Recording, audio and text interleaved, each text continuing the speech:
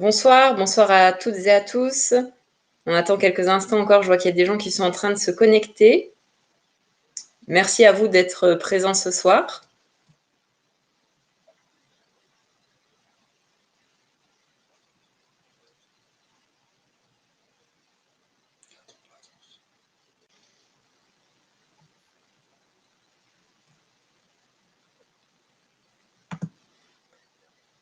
Donc merci à vous d'être présents parmi nous.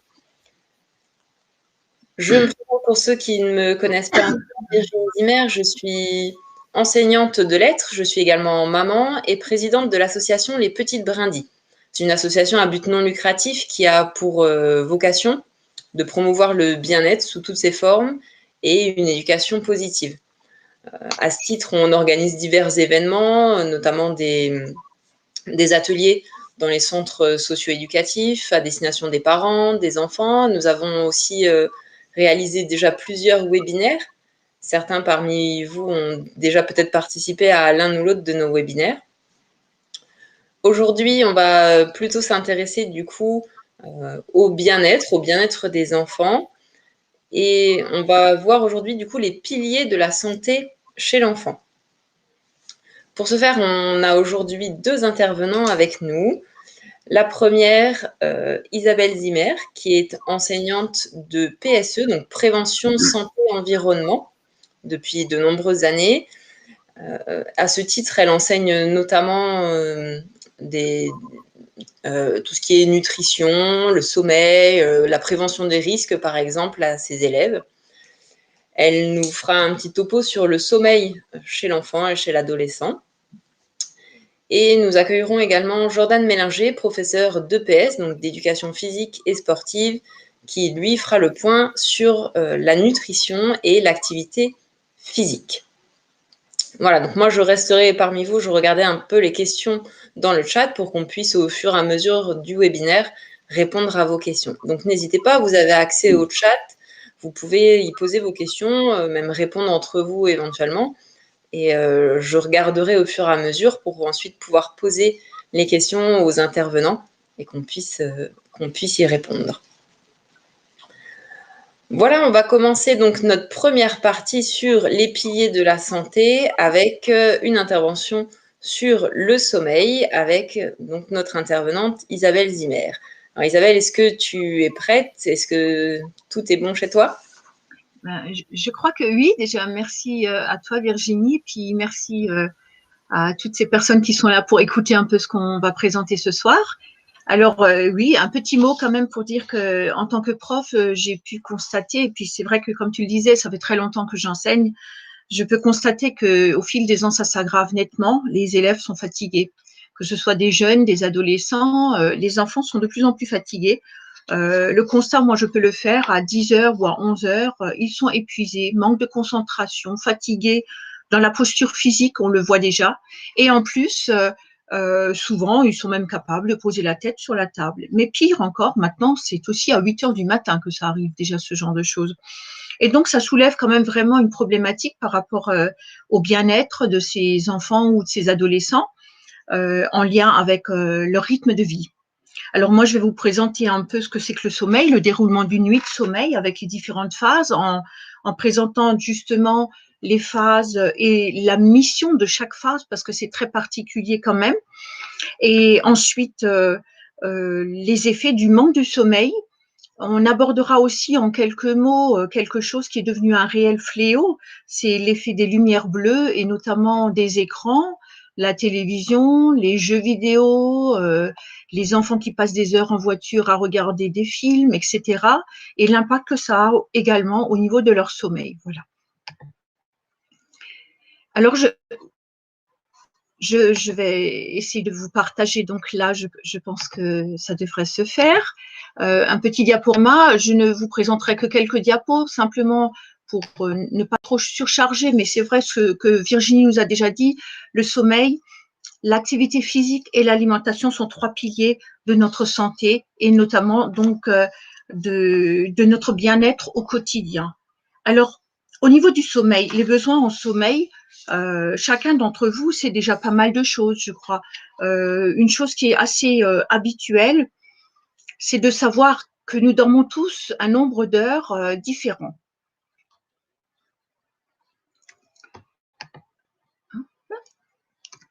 Alors, un nombre d'heures différents, je vous présente un premier schéma qui montre que l'enfant à 0,3 mois dort en moyenne 14 à 17 heures, alors que la personne âgée, 64 ans et plus, on va la situer entre 7 et 8 heures de sommeil. Ce qui montre bien que le nombre d'heures de sommeil va changer, diminuer au fil de l'âge. Et ça pose tout de suite une petite question, mais pour quelle raison? Pour quelle raison un nouveau-né dort autant? Pourquoi un adolescent a en moyenne besoin entre 8 et 11 heures selon son âge? Il faut savoir que c'est aussi assez propre à chacun parce que un adolescent de 15 ans peut avoir besoin réellement de dormir encore 10 heures alors qu'un autre 8 heures lui suffiront déjà. Et tout ça, c'est quelque chose que la plupart des gens savent, mais souvent, on ne sait pas ce qui se cache derrière. Alors, qu'est-ce qui se cache là derrière? Eh bien, c'est un cycle de sommeil en réalité. Donc, il faut savoir qu'une nuit de sommeil, c'est un enchaînement de petits trains.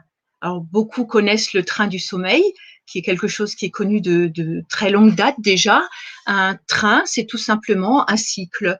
Et une nuit de sommeil, c'est l'accumulation de plusieurs trains, donc 4 à 6 trains habituellement. Alors ici, on voit sur ce schéma des couleurs différentes. Une première phase qui sert à l'endormissement, suivie ensuite d'une phase de sommeil lent, très lent et léger, sommeil lent, léger, puis un sommeil plus profond et très profond, à quoi va s'ajouter ensuite une phase qu'on appelle le sommeil paradoxal. Je vous expliquerai tout à l'heure quel est son rôle, et une période de latence. Cette période de latence est importante. Elle ne dure pas très longtemps, c'est simplement un micro-réveil qui nous permet ensuite donc de passer à un nouveau cycle. Et donc, on arrive à mettre ainsi un train après l'autre. Bien sûr que dans le deuxième cycle, on aura enlevé quand même cette phase d'endormissement. Alors, à quoi servent ces différentes phases? C'est là qu'on va connaître, qu'on va découvrir un peu les missions en fait des différentes phases. L'endormissement, bien sûr que c'est pour pouvoir rentrer pleinement dans le sommeil. Il est important que l'on apprenne à reconnaître les signes de l'endormissement, le fait de bâiller, le cligner des yeux, les paupières souvent sont beaucoup plus lourdes, une raideur dans la nuque très souvent aussi. Et à partir de là, l'enfant, l'adolescent peut tranquillement entrer dans le sommeil lent, très léger, qui est la phase 1. Cette phase 1 mérite déjà qu'on s'y arrête un tout petit peu parce que c'est la phase pendant laquelle l'enfant va donc encore entendre tout ce qui se passe autour de lui, mais surtout il va comprendre tout ce qui se passe. Et là, moi j'ai envie de dire danger. Quel est le danger? Je me pose la question, où dort l'enfant ou l'adolescent? Dans quelles conditions? Est-ce qu'il y a à côté une télévision allumée, un film de guerre par exemple qui se joue pendant que d'autres personnes le regardent? Est-ce que tout simplement il y a des grands frères, des grandes sœurs qui se disputent dans une chambre à côté? Et notre enfant va s'endormir en comprenant exactement tout ce qui se passe. Donc là, on comprend déjà que le bien-être de l'enfant passera par un sommeil dans une pièce calme. Le sommeil lent léger, donc la suite, la phase 2, c'est encore une phase de sommeil, comme on dit, léger. Le réveil est encore très facile. L'enfant entend tout ce qui se passe autour de lui, mais par contre, il ne comprend plus ce qui se dit, ce qu'il entend. Voilà. Arrive ensuite la phase 3, un sommeil lent profond. Une phase maintenant assez particulière, puisque là, on va commencer tout doucement à avoir ce qu'on appelle la décontraction musculaire. Progressivement, le corps physique va réellement se relâcher, se détendre. Une phase importante pour entrer dans le sommeil lent très profond, ce qu'on appelle la phase 4. Et cette phase 4 a des caractéristiques très particulières. D'abord, c'est une phase pendant laquelle la température corporelle aussi va commencer à diminuer et qui va entraîner aussi un ralentissement du rythme cardiaque. Tous nos organes vont fonctionner effectivement en mode repos, on pourrait dire. Et l'activité cérébrale ralentit de même. On a donc un cerveau qui va essayer de se reposer petit à petit, qui fonctionne au ralenti, lentement, et on va tout doucement se rendre compte, si on observe quelqu'un qui dort, un calme, quelque chose de très apaisé qui est là, et qui stimule en réalité la sécrétion des hormones. Et il y a vraiment besoin de ce sommeil lent, profond, pour que ces sécrétions hormonales puissent se faire correctement. L'hormone de croissance, par exemple, qui est sécrétée tout au courant de la nuit, dans les autres phases également, mais elle va surtout se synthétiser dans le sommeil profond. Donc, je comprends que le sommeil profond a quelque chose d'important pour que justement je puisse sécréter cette hormone de croissance. Alors, je voudrais revenir un instant sur une autre petite diapo là pour vous montrer un peu le train du sommeil chez l'enfant tout petit, c'est-à-dire l'enfant de 0 à 3 ans. Eh bien, là, on voit que les phases sont différentes. L'enfant de 0 à 3 mois n'a que 2 wagons, on va dire. Et les différents wagons, donc les phases, sont inversées. Ce qui pour nous devient pour l'enfant, pour l'adulte ou le grand enfant, pour l'adolescent, devient le sommeil paradoxal qui est la phase 5, est au départ pour l'enfant la phase 1. Et petit à petit, on va rajouter un wagonnet et pour arriver ensuite aux alentours de 6 ans à peu près à un stade, un cycle de sommeil donc comparable à celui-ci, voilà, et qui sera d'ailleurs le même aussi pour l'adulte.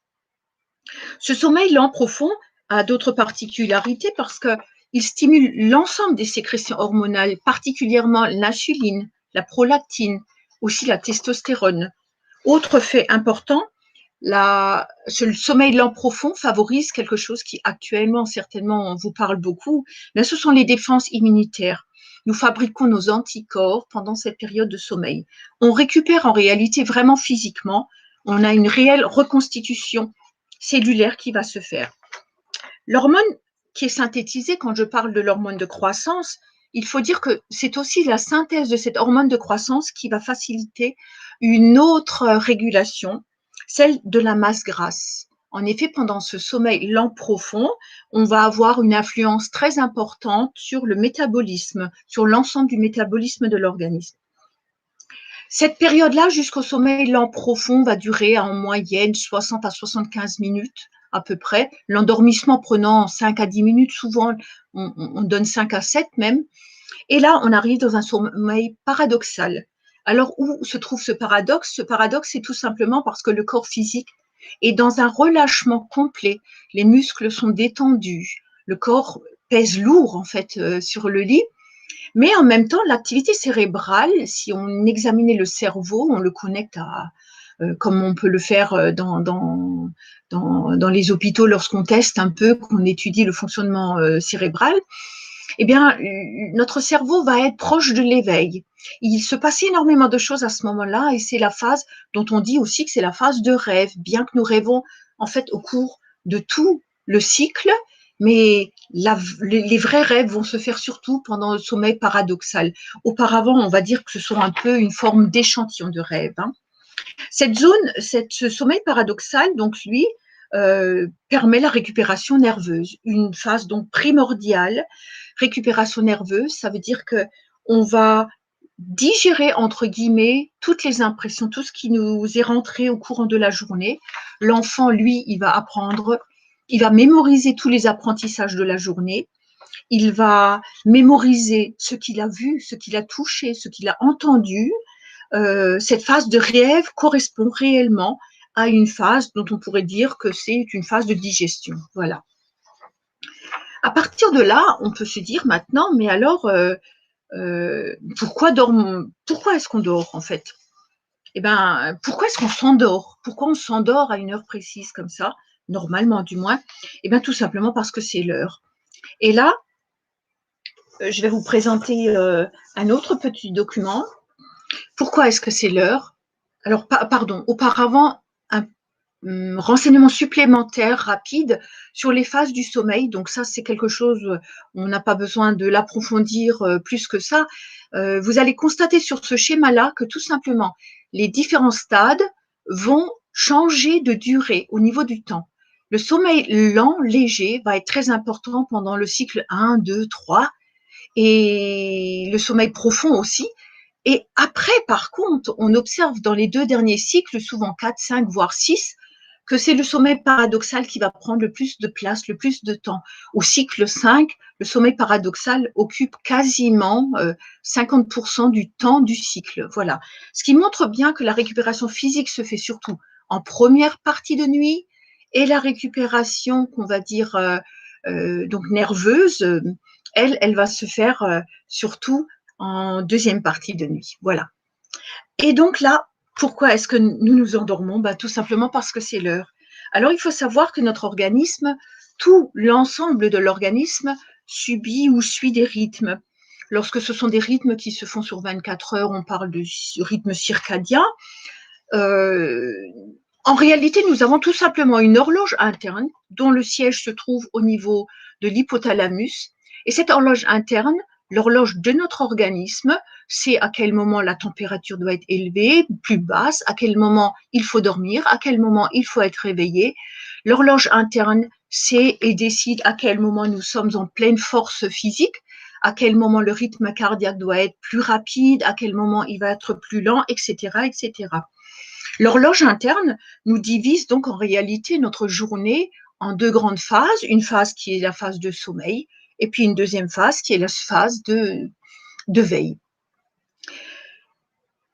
Mais en plus de ce qu'on peut préciser pour cette horloge interne, elle a un fonctionnement qu'on pourrait dire autonome. Les événements extérieurs, les influences extérieures n'ont pas d'emprise sur l'hypothalamus, du moins sur le fonctionnement de cette horloge. Elle sait exactement quoi faire et à quel moment. Par contre, on va aussi être synchronisé par ce qu'on appelle un synchroniseur extérieur qui est la lumière. En effet, une deuxième zone importante pour nos rythmes, notamment le rythme de sommeil, c'est le trajet qui se situe au niveau du nerf optique, c'est-à-dire les récepteurs de la rétine. Ces récepteurs de la rétine sont très sensibles à la lumière et eux vont au contraire, lorsqu'on stimule une lumière extérieure, ces récepteurs vont transmettre au cerveau un décodage qui dit « Oh, attention, il fait jour encore ».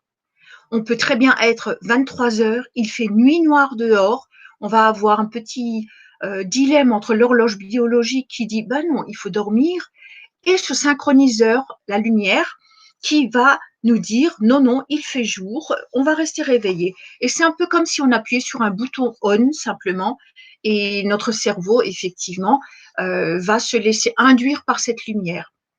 Ce qui est important de comprendre, c'est que pour dormir, il nous faut une sécrétion d'une hormone particulière qu'on appelle la mélatonine. Là, vous avez un schéma maintenant qui vous présente cette mélatonine. La mélatonine est l'hormone qui nous facilite l'endormissement, raison pour laquelle, en fin de journée, lorsque la luminosité commence à baisser, à l'approche de la nuit, cette sécrétion hormonale va augmenter de plus en plus.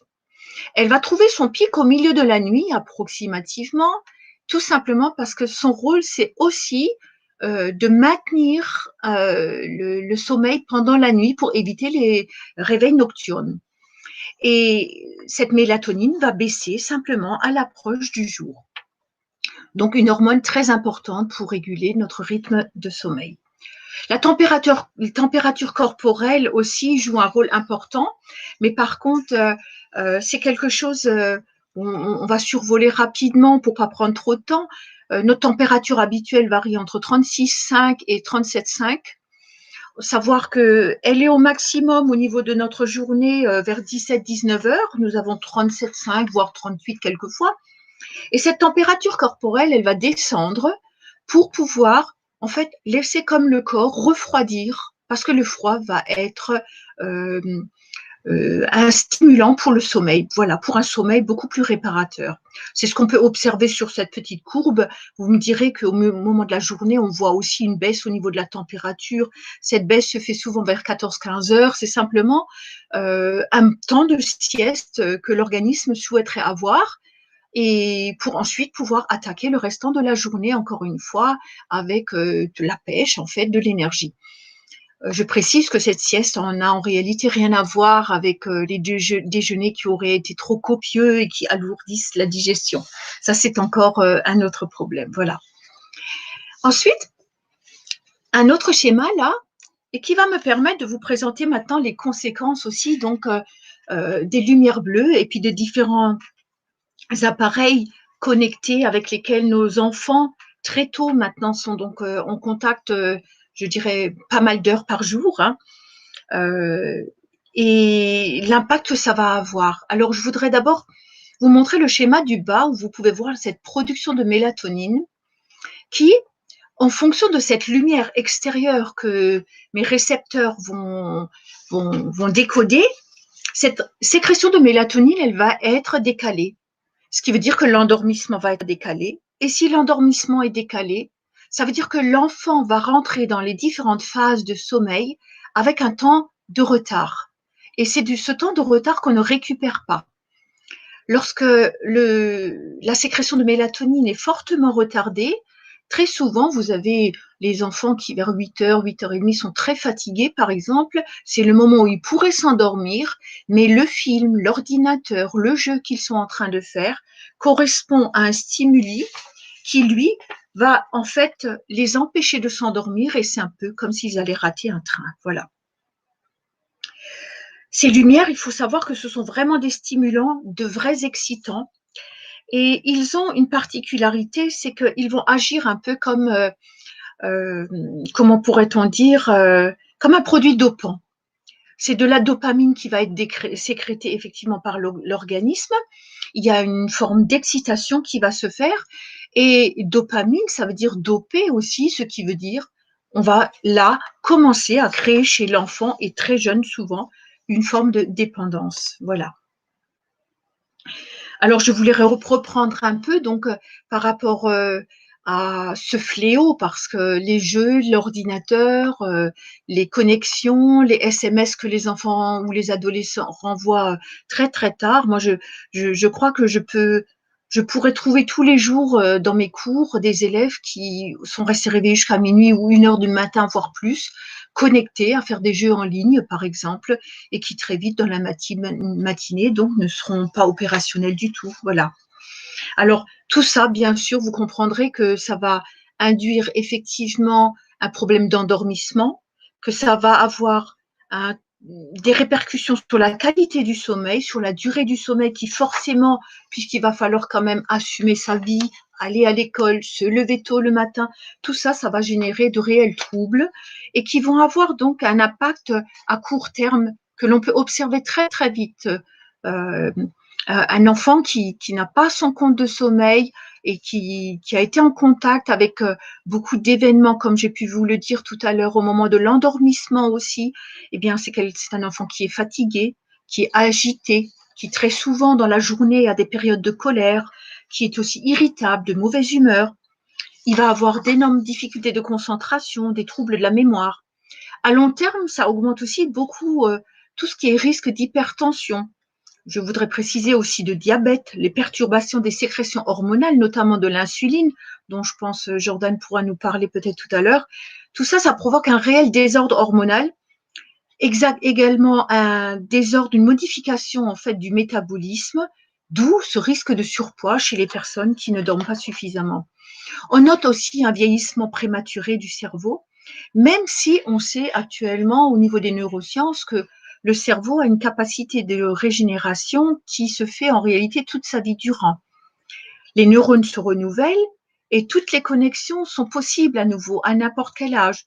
Mais par contre, cette capacité que l'enfant avait à 8 ans, par exemple, et qu'il détruit, qu'il abîme et qu'il va reconstruire, mais pendant ce temps-là, il suit une scolarité, un certain rythme, et là, il n'est pas réellement présent parce qu'il n'a pas cette capacité d'apprentissage ni de mémorisation.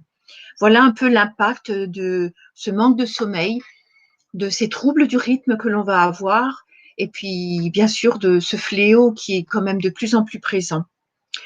Autre petit détail peut-être encore au niveau de l'impact social, donc on a déjà pu voir au niveau des comportements que ça avait un impact très important, mais aussi au niveau des études, les difficultés d'apprentissage, la baisse de la vigilance, difficulté à mémoriser. Il faut vraiment savoir que ce que l'enfant s'enlève à un certain âge de sa vie, eh bien, c'est quelque chose qu'il ne va pas pouvoir récupérer.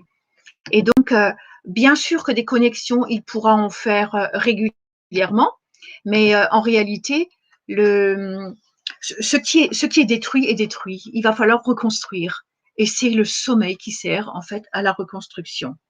Alors, je voudrais quand même noter encore une dernière petite idée qui est actuellement, on parle beaucoup de couvre-feu. Je dirais que ce soir, au niveau du sommeil, s'il y a un couvre-feu qu'il faut retenir, c'est celui que souvent, en tant que parent, on devrait pouvoir apporter, voire si nécessaire imposer, qui est le couvre-feu digital, tout simplement. Voilà. Vous avez compris, donc, au niveau du triangle de la santé, là, moi, j'ai abordé différentes choses déjà qui parlent donc des perturbations que l'on peut avoir au niveau de l'alimentation. Mais il faut aussi savoir que lorsqu'on parle d'obésité liée à un trouble du sommeil, on va également avoir cette obésité qui va pousser à un manque d'activité physique et on va se retrouver dans une forme de cercle vicieux.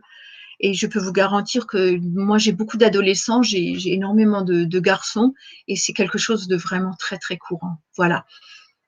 Je crois que j'ai fait un peu le tour de ce que je devais vous apporter. S'il y a peut-être des questions, voilà, Virginie, elle va peut-être me les donner, voilà. Ouais, alors merci beaucoup pour cet exposé très clair. On voit l'expérience en tant qu'enseignante, hein. Les élèves ont de la chance d'avoir une enseignante qui s'exprime aussi clairement. Alors, merci beaucoup Isabelle. J'ai suivi un petit peu le chat. Pour l'instant, pas de questions particulières. Donc je renouvelle. Est-ce que vous avez des questions à poser à Isabelle? C'était peut-être tellement clair qu'il n'y a pas de questions du coup.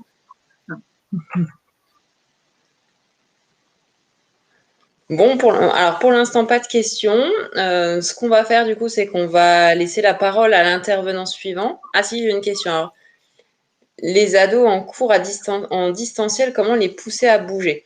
Alors, est-ce qu'il y a déjà une réponse peut-être là ou on attend la fin? Isabelle, qu'est-ce que tu en penses? Et bien déjà, il faut savoir que le distanciel pose quand même un vrai problème puisque comment les pousser à bouger? Ben nous, on les voit pas derrière l'écran, ça c'est sûr déjà lorsqu'ils sont en cours en distanciel. Et je pense que là, il faut une motivation, il faut vraiment être, je dirais, dopé par leurs profs justement d'éducation physique et sportive si on veut les faire bouger un peu. Parce que actuellement, c'est vrai que le distanciel va les pousser à rester dans leur chambre, derrière l'écran encore plus, quelquefois connectés. Donc nous, enseignants, on pense qu'ils sont en cours, mais ils sont occupés à manger leurs chips, à boire leur coca et à faire un jeu en ligne en même temps. Donc c'est quelque chose qui est quand même vraiment très, très complexe à gérer actuellement. Voilà. Je pense que là, c'est pas seulement le rôle des enseignants, il y a vraiment ce travail des autres encadrants, que ce soit des grands-parents, des parents. Vraiment, il faut être soudé pour que l'enfant reste ou l'adolescent motivé à poursuivre sa scolarité en distanciel et à mettre en place ce qu'il faut pour être en bonne santé. Voilà. D'accord, merci Isabelle. Alors, ce qu'on va faire du coup, c'est qu'on va passer à l'intervenant suivant, donc avec Jordan Mélinger, professeur d'éducation physique et sportive, qui va nous faire le point un peu sur la nutrition et sur l'activité physique. Ce que je peux te proposer, c'est de rester parmi nous. Voilà, et comme ça, peut-être qu'à la fin, il y aura des questions qui reviendront sur l'ensemble de l'exposé, auxquelles tu pourras à nouveau répondre si c'est bon pour toi. Oui, très bien. Voilà, donc je te laisserai juste couper le micro pour qu'il n'y ait pas d'interférence, et puis on se retrouve tout à l'heure alors. Bonjour et bienvenue à tous sur cette vidéo qui a comme but de vous faire acquérir les bases de la nutrition pour mieux comprendre votre corps. Cette petite vidéo vous permettra de comprendre les fringales de 10 heures, de voir quel est l'intérêt d'un bon petit déjeuner et de comprendre pourquoi vous prenez du poids sous forme de gras. Alors nous allons tout d'abord commencer par les macronutriments. Il faut savoir que chaque jour, vous allez apporter à votre corps de l'énergie sous forme de nutriments.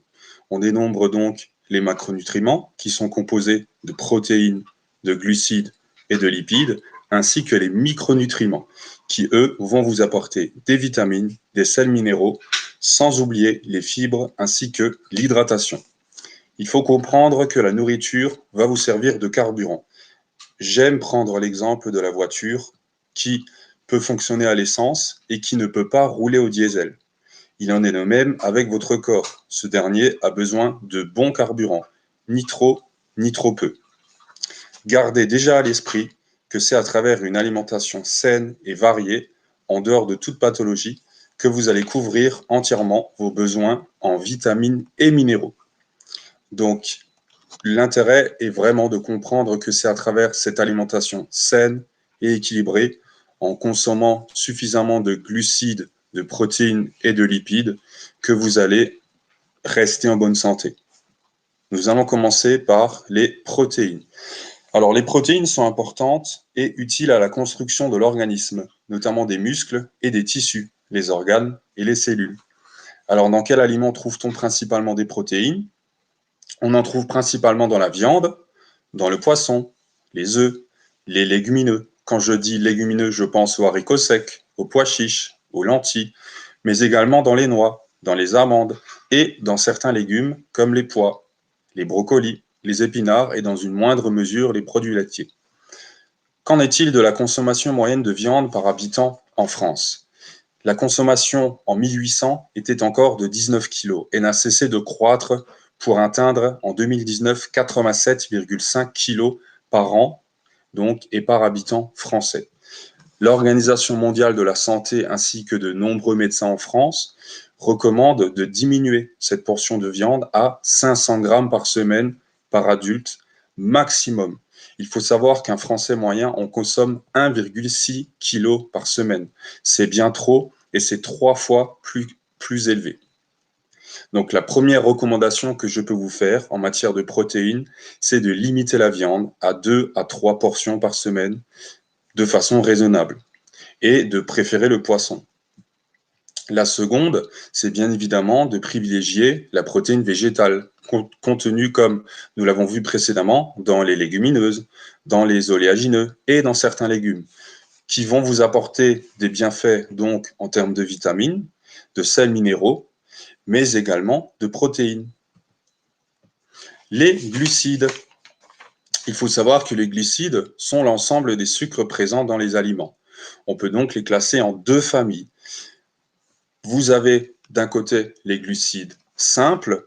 Alors quand je pense aux glucides simples, ce sont des glucides qui vont être rapidement assimilés par l'organisme, qui vont fournir beaucoup d'énergie, mais sur le moment. C'est de l'énergie que vous allez utiliser sur le moment et qui ne va pas durer longtemps. Donc dans cette famille, on va y classer tous les gâteaux industriels, on va y classer les boissons sucrées, on va y classer également le pain blanc, les pâtes blanches, tandis que dans la famille des glucides complexes, comme vous pouvez le voir, on va y avoir des fruits, on va avoir des oléagineux, on va avoir des pois chiches, on va avoir des légumineuses, mais également du pain complet, des pâtes complètes, qui vont être assimilées plus lentement par l'organisme et qui vont donc fournir plus d'énergie sur le plus long terme.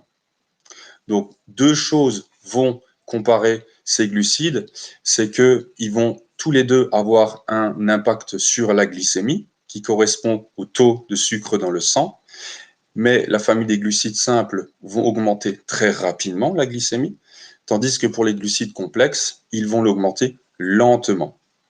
Donc, pour l'instant, ce qu'il faut comprendre pour les glucides, c'est que tous les deux, qu'ils soient simples ou complexes, sont transformés par le corps en glucose, plus ou moins lentement, donc en fonction des glucides simples et des glucides complexes, afin de servir de carburant plus ou moins longtemps. Donc, privilégier les glucides complexes qui vont donc apporter davantage d'énergie sur le plus long terme. Maintenant, quels sont les mécanismes responsables de ça? Alors, le mécanisme à comprendre afin d'expliquer la différence d'énergie entre glucides simples et glucides complexes s'intéresse à la glycémie. Alors, la glycémie, c'est quoi? Comme je vous l'ai dit précédemment, la glycémie, c'est le taux de sucre dans le sang. Lorsque vous allez manger un aliment, qu'il soit à indice glycémique élevé, moyen ou bas, eh bien, vous allez augmenter la glycémie. Donc, vous allez augmenter le taux de sucre dans le sang. Ce sucre, afin d'y être acheminé vers les organes qui en ont le plus besoin, eh bien, le corps va libérer une hormone qui va s'appeler l'insuline. Cette insuline sert de transporteur et va transporter le sucre qui se retrouve dans le sang à destination des organes qui en ont le plus besoin. Donc, on va regarder attentivement ce schéma et on va prendre l'exemple, dans un premier temps, des aliments à indice glycémique élevé. Alors, qu'est-ce qu'un aliment à indice glycémique élevé? C'est donc un aliment qui fait augmenter fortement le taux de sucre dans le sang. Je pense au pain blanc, je pense au Kellogg's, au popcorn, aux gâteaux sucrés, aux frites, aux viennoiseries, ou encore aux Mars, aux Twix, aux gâteaux, etc.